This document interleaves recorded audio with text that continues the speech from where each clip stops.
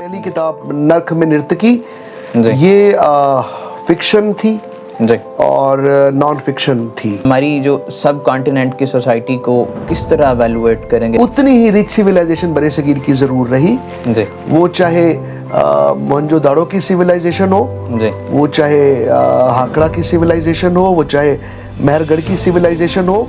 आज अगर उस्ताद स्टूडेंट को कुछ सिखा सकता है, उस पर कुछ कर्म कर सकता है, तो वो ये है कि उसको सही सवाल पूछना सिखा दे। इसलिए सिविल सर्विसेज एक प्रेस्टिजियस प्रोफेशन तो है, लेकिन किस तरह के लोगों को इधर आना चाहिए? लोग इसलिए यहाँ पर आना चाहते हैं कि उन्हें नजर आती है वो नीले रंग के बत्ती वाली गाड़ी, बरादरी में ऊंचा मकाम। फेवरेट 2 4 6 किताबें अगर हम बता दें स्टूडेंट्स को कि कौन सी पढ़नी चाहिए? खालिद सईद, फितरत के मज़ामीन और अल्केमिस्ट, मुश्ताक यूसुफी की चिराग तले। अस्सलाम वालेकुम नाज़रीन, मैं हूं Zain Khan. Welcome to IOB community podcast. आज हमारे पास बहुत ही इंपॉर्टेंट गेस्ट मौजूद हैं और जो कि बहुत ही डायनामिक पर्सनालिटी हैं, जिनसे हम सिविल सर्विसेज पे बात करेंगे, लिटरेचर पे बात करेंगे, सोशल इश्यूज़ पे बात करेंगे और ओवरऑल सोसाइटल इश्यूज़ जो हैं उन पे हम डिस्कस करेंगे। हमारे पास मौजूद हैं डॉक्टर नैयर मुस्तफ़ा साहब, जो कि डिप्टी सेक्रेटरी भी हैं और इनकी 6 बुक्स जो हैं वो भी पब्लिश हो चुकी हैं। तो एक कैंडिड डिस्कशन हम सर से करेंगे डिफरेंट डायमेंशंस में। होपफुली आपके लिए एक लर्निंग का बायस रहेगी। Sir, welcome to the podcast. Thank you very much, बहुत शुक्रिया आपने मुझे इस मोतबर और मौकर इदारे में मदऊ किया। सर, मैं आपसे पूछना चाहूँगा कि बहुत ही बेहतरीन इंतजाज है आपका, being a bureaucrat and being a writer as well.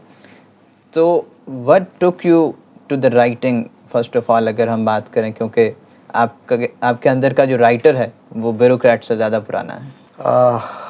दिलचस्प है, जी आपका सवाल बड़ा दिलचस्प है।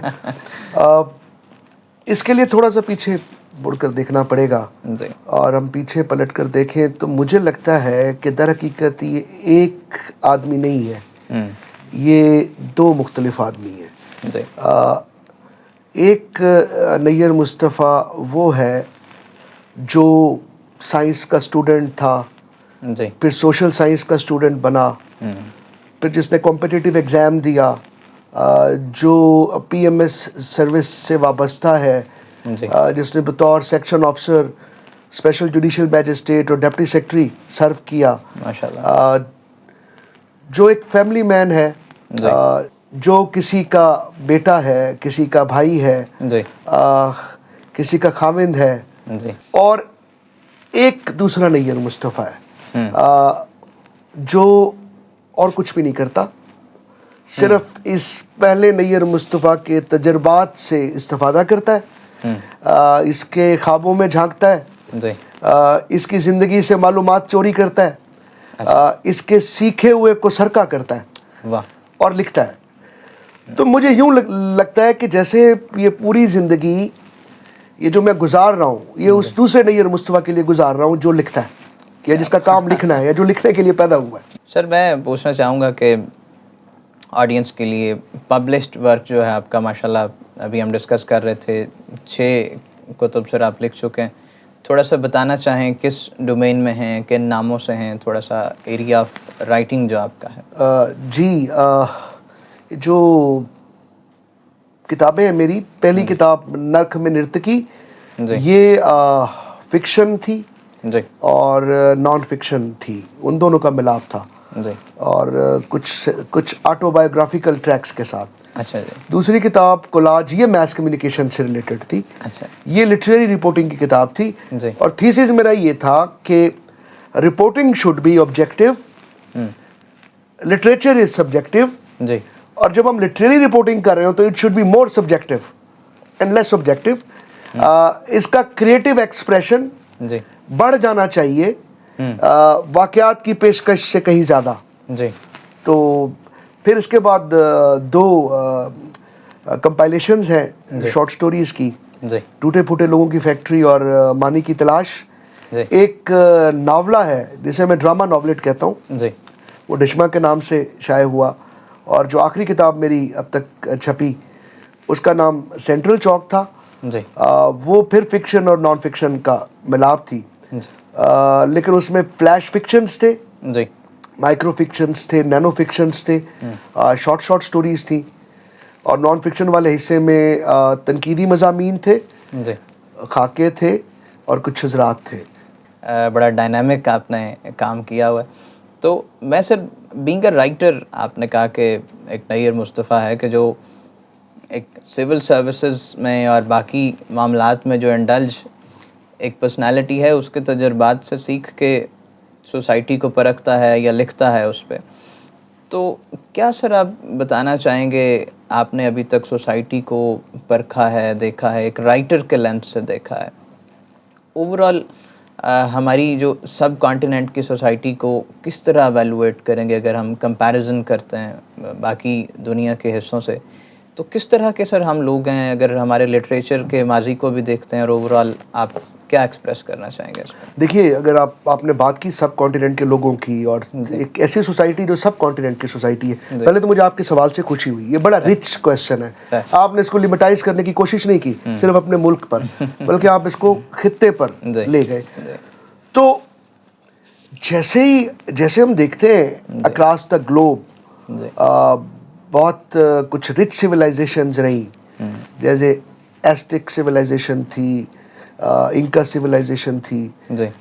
जैसे अमेज़न सिविलाइजेशन है, जैसे नाइल की सिविलाइजेशन मुख्तलिफ अदवार में रही, जी। सिमीरियंस थे, आर्केडियंस थे, जी। अरब सिविलाइजेशन है। उनसे ज़्यादा नहीं तो उतनी ही रिच सिविलाइजेशन बरे सगीर की ज़रूर रही। जी। वो चाहे मोहनजोदाड़ो की सिविलाइजेशन हो, जी। वो चाहे हाकड़ा की सिविलाइजेशन हो, वो चाहे मेहरगढ़ की सिविलाइजेशन हो, और बहुत सारे हवालों से तो मुझे लगता है कि कहीं आगे के लोग थे। जैसे इनके पास इन्वायरमेंट को लेके अंडरस्टैंडिंग थी, इकोसिस्टम को लेकर अंडरस्टैंडिंग थी, बिल्कुल। फूड वेब्स को और फूड चेन्स को लेकर अंडरस्टैंडिंग थी, जिस तरह से लिंग्विस्टिक्स को और ड्रामे को लेकर इनकी अंडरस्टैंडिंग थी, हाँ जी। और फिर जिस तरह से खुद इनकी एक जेंडर मेन स्ट्रीमिंग थी इनकी सोसाइटी में, it was more tilted towards matriarchy than patriarchy. तो मुझे तो लगता है कि ये सब कॉन्टिनेंट की सोसाइटी बहुत डायनामिक थी जी। और उसके कुछ ट्रैक्स आज भी बहुत डायनामिक्स हैं, लेकिन अलमिया ये हुआ कि चूंकि एक बहुत जरखेज इलाके में थी जी।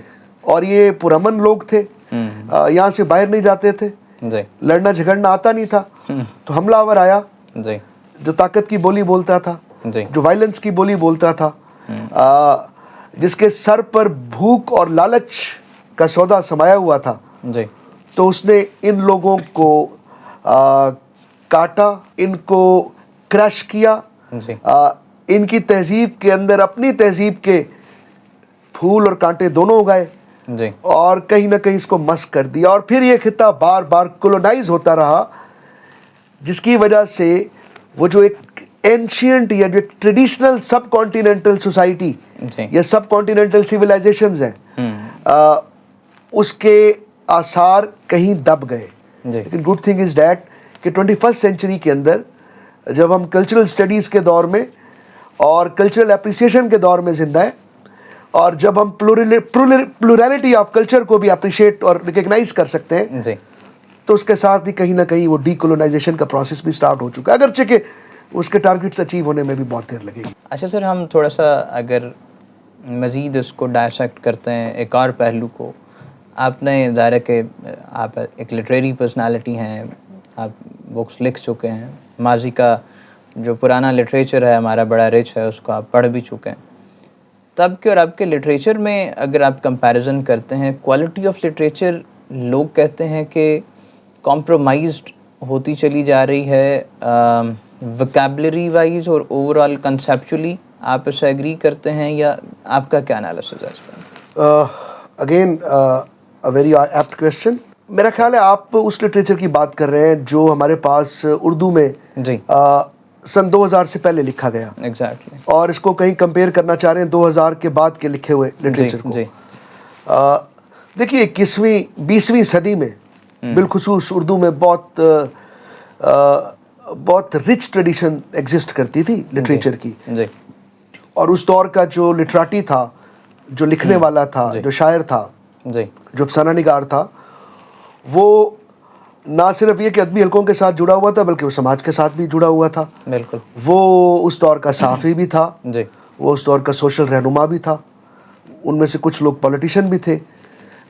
کوئی نہ کوئی کاسٹ تھا ان کے پاس جس کے لیے وہ کام کر رہے تھے, تو ان کی کہیں سوشل ریکگنیشن بھی زیادہ تھی. بالکل. پھر یہ کہ اس دور میں پڑھنے کا کلچر بھی زیادہ تھا. جی. تو بڑے بڑے نام ہمیں اس دور میں نظر آتے ہیں اور آج تک ہم انہی کو ہی پڑھ رہے ہیں. بالکل. اچھا, اب آپ کا جو سوال کا سب سے اہم حصہ تھا وہ یہ کہ کیا واقعی زوال آ چکا ہے, اور اگر زوال آ چکا ہے تو وہ کہاں ہے, جی. اور اگر آ چکا ہے تو اس کے اسباب کیا ہیں. بالکل. بالکل. میں ذاتی طور پر سمجھتا ہوں کہ یہ جو 21ویں صدی کا اردو ادب ہے, وہ چاہے نثر ہو, چاہے شاعری ہو, چاہے فکشن ہو, وہ بالکل بھی زوال پذیر نہیں ہوئی. اچھا. جب زمانہ آگے کی جانب سفر کر رہا ہے, جی. جب انسان ترقی کر رہا ہے, جب عہد ترقی کر رہا ہے, جب جی. ٹیکنالوجی ترقی کر رہی ہے, جب زندگی کے تجربات ترقی کر رہے ہیں, جب زندگی زیادہ سے زیادہ پیچیدہ ہو رہی ہے, جی. جب پیشے بڑھ رہے ہیں, جب ڈویژن آف لیبر کمپلیکیٹ ہو رہی ہے, سمپل سے کمپلیکیٹ ہو رہی ہے, ایگزیکٹلی. تو ڈیفینیٹلی کہیں نہ کہیں جب فلم زیادہ بہتر بن رہی ہے, جب ڈرامہ زیادہ بہتر بن رہا ہے, تو کہیں نہ کہیں تو پھر لٹریچر کو بھی زیادہ انرچ ہونا چاہیے. بالکل. وہ جو وکیبلری پر اعتراضات کی جاتے ہیں وہ اصل میں وہ لوگ کرتے ہیں جی. جن کے ذہن میں ایک فکسڈ لینگویج کا تصور ہے. آئی سی. وہ لوگ جو یہ سمجھتے ہیں کہ meaning can be fixed, language can be fixed, man can be fixed, life can be fixed. اب زندگی کو, انسان کو, معنی کو, ارتقاء کو, ثقافت کو, آرٹ کو فکس نہیں کیا جا سکتا. اگر آپ اس کو فکس کریں گے تو یہ فوسل بن جائے گا, پھر یہ میوزیمز میں رکھا جائے گا, پھر یہ لائبریریز میں حنوط کیا جائے گا. زندگی کے ساتھ اپنا تعلق اور زندگی کے ساتھ تو اپنا کنیکشن توڑ دے گا. تو لینگویج تو وہی اچھی جو متحرک ہے, ڈائنمک ہے.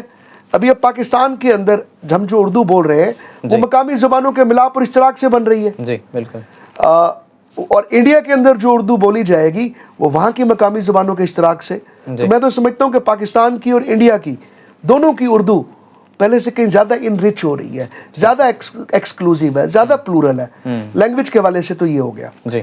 اب پھر لینگویج کا برتاؤ ہم کیسے کرتے ہیں, حید کے حوالے سے بات کہاں پہنچی, اسٹرکچر کہاں پہنچی. میں سمجھتا ہوں 21ویں صدی کے اندر اردو فکشن کی اسٹرکچر جہاں پہنچی ہے ہم اس کا سوچ ہی نہیں سکتے تھے. انپریسیڈنٹڈ ہے. بالکل.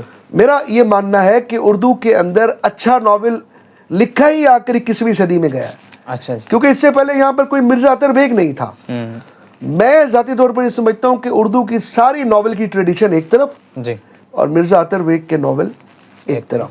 اور پھر صرف مرزا اطہر بیگ ہی کیوں, یہاں پر رفاقت حیات بھی ہیں, یہاں پر خالد جاوید بھی ہیں اسی عہد میں, اسی عہد میں سید کاشف رضا بھی لکھ رہے ہیں. جی. افسانے کی بات کریں تو احمد ادیم توسوی ہیں. جی. ابھی ایک بڑا اہم نام مجھے یاد آیا, پاکستان اکیڈمی آف لیٹرز کے اندر عاصم بٹ ہیں. ابھی ان کا چوتھا ناول آیا آج کل. یہ سب لوگ بہت اچھی فکشن لکھتے ہیں, اور اس کو ہم دنیا کے مقابلے پہ, کسی بھی دنیا کے لٹریچر کے مقابلے پہ رکھ سکتے ہیں. خود خالد فتح محمد ہیں, ساحر شفیق ہیں ہمارے پاس اسی ریجن میں, جو بہت ہی اچھے شاعر اور بہت ہی اچھے نثر نگار ہیں. میں سمجھتا ہوں کہ نکات بہت عمدہ میسر آئے ہیں. یا تو حسن عسکری ہمیں میسر آیا تھا 20th سینچری میں, یا پھر اب ناصر عباس نیر ہمیں میسر آیا ہے 21st سینچری میں. تو ہوا یہ ہے کہ ادب زوال پذیر نہیں ہوا, صرف لوگوں کا جو موڈ آف انٹرٹینمنٹ تھا کسی دور میں, اور موڈ آف انفارمیشن تھا جو کسی دور میں, وہ ادب تھا, وہ بدل گیا. وہ پھر ریڈیو ہوا, وہ پھر ٹیلی ویژن ہوا, وہ پھر انفارمیشن میڈیا ہوا, اور اس وقت وہ سوشل میڈیا ہے.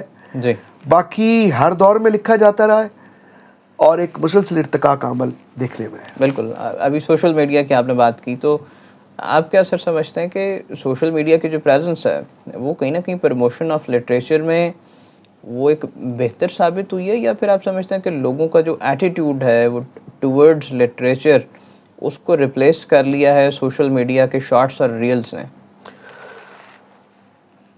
دیکھیے, شارٹس اور ریلز نہیں بھی تھیں تو اس سے پہلے رات 9 بجے کے خبر نامے تھے, اور رات 9 بجے کے خبر نامے سے پہلے बनाका गीत माला था सही और टेस्ट और वनडे क्रिकेट थी। जी तो ऐसा कुछ ना कुछ तो हमेशा चल रहा है ठीक है जो लोगों को ज़्यादा लुभा रहा है, जी जो लोगों को ज़्यादा इंटरटेन कर रहा है। जी क्योंकि लिटरेचर अपनी एसेंस में ख़ास तौर पर जी जो वो लिटरेचर है जिसे हम ट्रेडिशनल लिटरेचर कहते हैं या क्लासिकल लिटरेचर कहते हैं, एग्जैक्टली या जो आर्ट के करीब वाला जो लिटरेचर है, ये अपनी एसेंस में इंटरटेन करने से ज़्यादा इनलाइटन करने की कोशिश करता है। बिल्कुल और इनलाइटमेंट ज़्यादा लोगों का इशू नहीं है।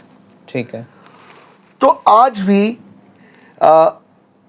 अदब से जुड़े लोग, किताबों से जुड़े लोग कम हैं और ये 50 की दहाई के बाद से मुसलसल कम हो रहे हैं। जी हाँ, सोशल मीडिया ने आकर ये ज़रूर कर दिया है कि उसने ये जो मुट्ठी भर गिनती भर लोग थे जी छोटी छोटी पॉकेट्स में, जी कि 15 मुल्तान में, 10 बहावलपुर में, जी 7 रहीम यार खान में, 50 कराची में, 40 लाहौर में, वगैरह वगैरह, ये बस जी, एक टेंटेटिव फिगर ही है। एग्जैक्टली तो उनको एक जगह पर आकर इकट्ठा कर दिया है, जी जिसकी वजह से उनकी मजमूई प्रेजेंस ज़रा ज़्यादा काबिले एतना और ज़्यादा थोड़ी दीदा ज़ेब हो गई है। जी बाकी जब तक समाज के ज़्यादातर लोगों का इशू इनलाइटमेंट नहीं होगा, तब तक समाज के ज़्यादा लोगों का इशू लिटरेचर नहीं होगा।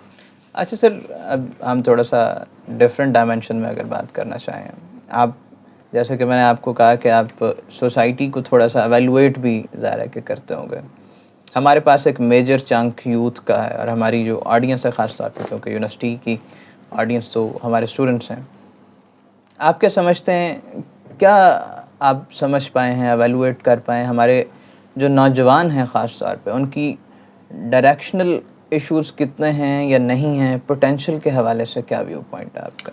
देखिए, समाज में 2 यूनिट्स जी साथ साथ चल रहे होते हैं, सही पहलू ब पहलू मुतवाज़ी, जी उस्ताद और शागिर्द। और कहने को तो ये उस्ताद और शागिर्द है, लेकिन असल में ये 2 मुख्तलिफ जनरेशन्स हैं जी और ये 2 मुख्तलिफ जनरेशन्स का मुकालमा है। उस्ताद का काम क्या है? उस्ताद का काम सिर्फ पढ़ाना नहीं है, और अगर कभी था भी तो अब आज चैट जीपीटी के दौर में, जेमिनाई के दौर में और मेटा के दौर में ये नहीं रहेगा। जी आज अगर उस्ताद स्टूडेंट को कुछ सिखा सकता है, उस पर कुछ कर्म कर सकता है, तो वो ये है कि उसको सही सवाल पूछना सिखा दे। सही तो मैं समझता हूँ कि तालीम का मकसद हमेशा से यही था कि स्टूडेंट को सही सवाल पूछना सिखाना सही और उस जवाब की तलाश में जितने रास्ते निकल सकते हैं जी उन रास्तों की निशानदेही। हुआ ये कि हमने उस्ताद को समाज का एक बहुत कमज़ोर यूनिट बना दिया। हमने उस्ताद को समाज का एक हकीर यूनिट बना दिया। हमने उसको समाजी तौर पर इज़्ज़त नहीं दी। हमने एक पटवारी को, एक मुंशी को, एक मुहर्रिर को उस्ताद से बुलंद मुकाम दिया, जिसकी वजह से एक तो इस एप्टीट्यूड के बहुत सारे लोग इस प्रोफेशन में आए नहीं। जी जो आए वो छोड़ गए, जो मौजूद रहे उनमें से अक्सर बददिल और गुमराह हो गए। सही तो वो गिनती भर लोग ही बचे, लेकिन स्टूडेंट्स तो लाखों करोड़ों थे। जी तो मेंटर्स गायब हो गए।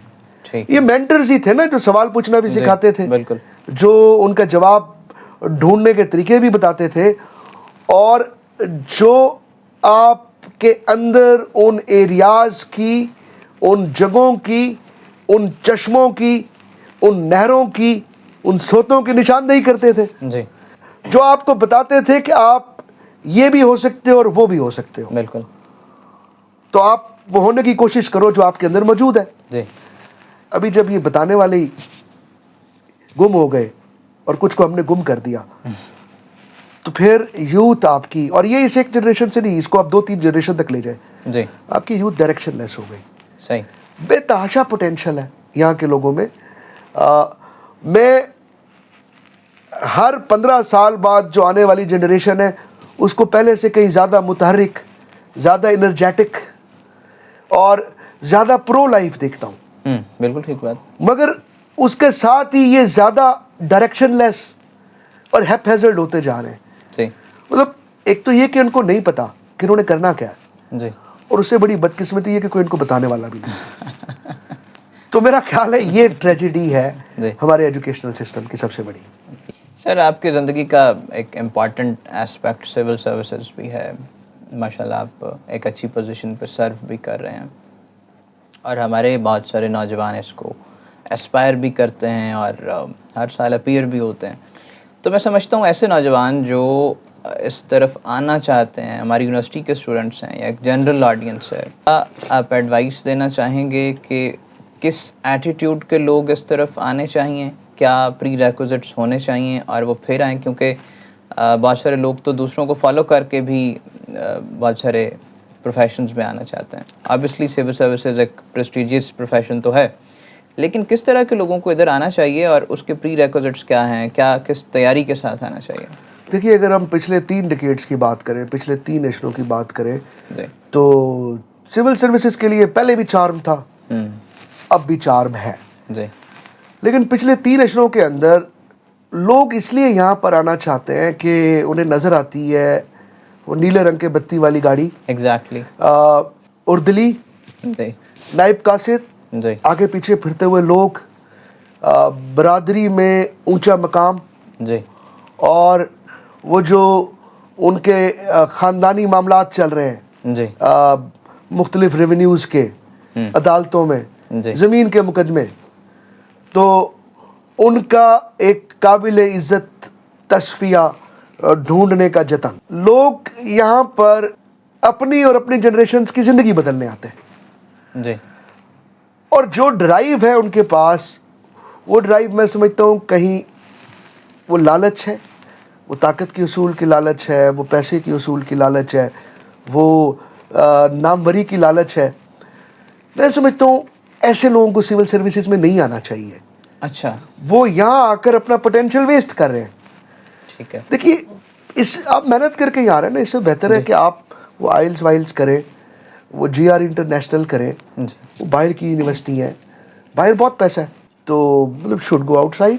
میں سمجھتا ہوں سول سروسز میں اس آدمی کو آنا چاہیے جس کے پاس کوئی واضح آدرش ہے, جو یہ سمجھتا ہے کہ وہ عوام کا حاکم نہیں ہے بلکہ وہ کہیں ان کا ساتھی ہے, وہ انہی میں سے ہے, جو ان کے ساتھ ایمپتھائز کر سکے, جو ان کے ساتھ جڑ سکے, جس کے پاس ایک پرابلم سالونگ اپروچ ہو, جس کی ڈرائیو کوئی لالچ نہ ہو, جو یہاں پر پی آر بنانے کے لیے یا محل بنانے کے لیے یا گاڑیوں کا جتھا بنانے کے لیے نہیں آیا, جی بلکہ وہ زندگی سے جڑنے اور زندگی کرنا. میرا خیال ہے سول سروسز ان لوگوں کے لیے. مگر بدقسمتی سے یہ لوگ وہ راستہ اپنا رہے ہیں جو کہ ان کو اپنانا چاہیے تھا. ٹھیک ہے. تو یہ تو آپ نے کہہ دیا کہ جو لوگ واقعتاً ایک سوسائٹی کے ریپرزینٹیٹیو بن کے آنا چاہتے ہیں, سوال پھر سے وہی ہے, لیٹ سپوز وہی لوگ ہی آنا چاہتے ہیں. تھوڑی سی اگر آپ بچوں کو ٹیکنیکل کوئی اگر ٹپس دینا چاہیں, کیونکہ آپ ماشاءاللہ پڑھاتے بھی رہے ہیں سول سروسز کو, بچوں کو, تو کیا کہنا چاہیں گے, کس ایکڈیمک ایٹیٹیوڈ کے بچے کو چلیں اس طرف آنا چاہیے, یا کیا اس کی تیاری کیا ہونی چاہیے؟ دیکھیے, بنیادی طور پر تو یہ ایک جنرل ایگزامینیشن ہے, جی اور جنرل کیڈر کی جاب کے لیے. ٹھیک ہے. تو جو آپ کے جنرل ایریاز ہیں, جی لائک آپ کی کمپریہنشن آف لینگویج, جی آپ کی انڈرسٹینڈنگ آف لینگویج, جی آپ کا ایکسپریشن بالخصوص انگلش میں, جی اس کو بہتر ہونا چاہیے. صحیح. ہمارے ہاں میں نے یہ آبزرو کیا ہے کہ جب بچے سی ایس ایس اور پی ایم ایس کی تیاری کے لیے آتے ہیں تو تب وہ اپنی گرامر سیدھی کر رہے ہوتے ہیں, جی تب تک گرامر سیدھی نہیں ہوتی. جی تو جو اسٹوڈنٹس تیاری کرنا چاہتے ہیں کہ ان کو ابھی سے اور لائک گرامر کو ری سٹارٹ کرنا چاہیے, کہیں وہ اے بی سی سے دوبارہ دیکھنا چاہیے, کنسوننٹ اور واول سے دوبارہ دیکھنا چاہیے, جی وہ ٹینسز کرتے ہوئے, اور پھر پوری ایک بیس بنا لینی چاہیے, ایک سپر اسٹرکچر بنا لینا چاہیے, جی اور لکھتے رہنا چاہیے, لکھتے رہنے کی کوشش کرتے رہنے چاہیے. ان کے ہاں سوشل سائنسز کے لیے بھی کچھ ایپٹیچیوڈ ہونا چاہیے. وہ سماج کے مختلف یونٹس کو, جی ایجنٹس آف سوشلائزیشن کو سمجھنے کی کوشش کریں. صحیح. وہ یہاں کی سائیکو ڈائنامکس اور جو سوشو ڈائنامکس ہیں ان کو समझने की कोशिश करनी चाहिए, कुछ ना कुछ जोग्राफी का अंदाज़ा होना चाहिए, जी और फिर ये कि दुनिया में क्या चल रहा है, जी दुनिया की जोग्राफी क्या है और चल क्या रहा है, जी तो कुछ ना कुछ इंटरनेशनल रिलेशंस का आइडिया होना चाहिए, कॉन्स्टिट्यूशन क्या है और उसकी अहमियत क्या है, जी कुछ ना कुछ इसका आइडिया होना चाहिए।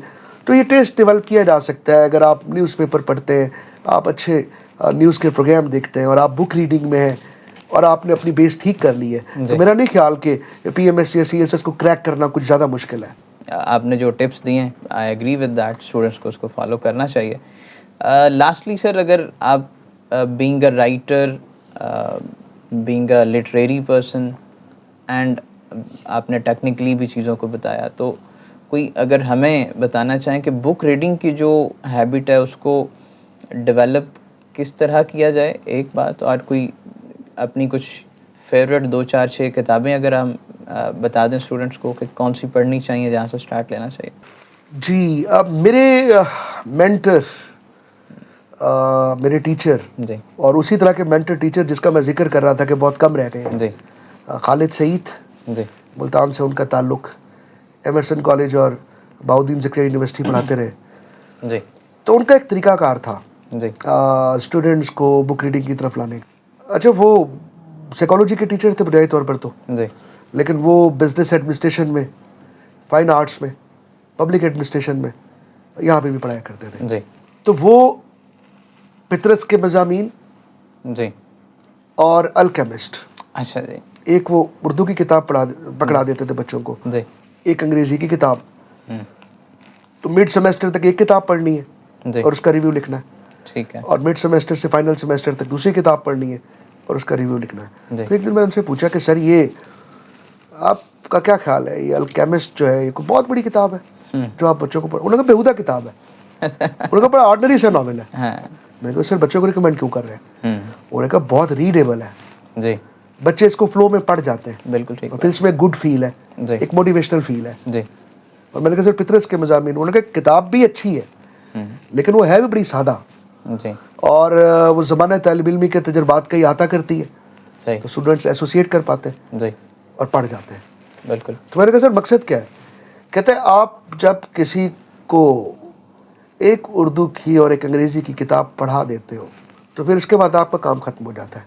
अच्छा सबसे मुश्किल किताब पहली किताब होती है। जी बुक रीडर वही होगा जिसने एक किताब पढ़ी होगी, जिसको एक किताब पढ़ा दी गई होगी, बिल्कुल इसके बाद अगली किताबें वो खुद तलाश करेगा।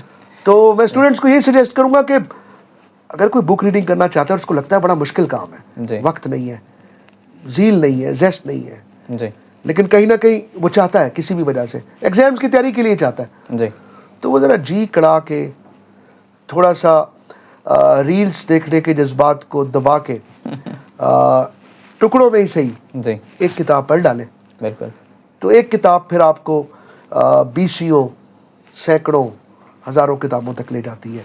दूसरा हिस्सा आपके सवाल का ये था कि लाइक कुछ किताबें जो मैं रिकमेंड करना चाहूँ, जी एक तो ये अल्केमिस्ट और पितरस के मज़ामीन रिकमेंड करना चाहूँगा, जी इस वजह से कि ये बहुत रीडेबल है। जी फिर मैं मुश्ताक यूसुफ़ी की चिराग तले रिकमेंड करना चाहूँगा कि उनकी बाकी किताबों से आसान है। कर्नल मोहम्मद ख़ान की जी किताबें देखी जा सकती हैं।